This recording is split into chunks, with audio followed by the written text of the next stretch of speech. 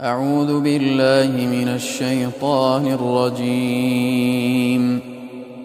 بسم الله الرحمن الرحيم. قد أفلح المؤمنون الذين هم في صلاتهم خاشعون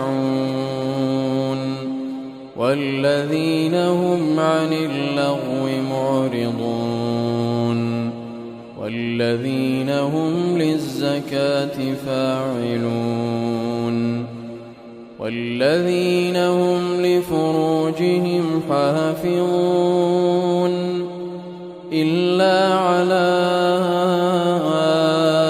أزواجهم أو ما ملكت أيمانهم فإنهم غير ملومين.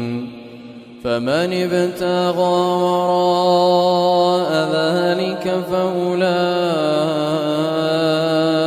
هم العادون والذين هم لأماناتهم وعهدهم راعون والذين هم على صلواتهم يحافظون أولئك هم الوارثون الذين يرثون الفردوس هم فيها خالدون.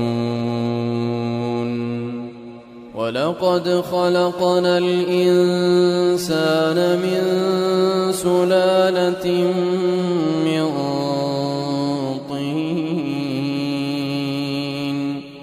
ثم جعلناه نطفة في قرار مكين ثم خلقنا النطفة علقة فخلقنا العلقة مضغة فخلقنا المضغة عظاما فكسونا العظام لحما ثم أنشأناه خلقا آخر فتبارك الله أحسن الخالقين. ثم إنكم بعد ذلك لميتون ثم إنكم يوم القيامة تبعثون. ولقد خلقنا فوقكم 7 طرائق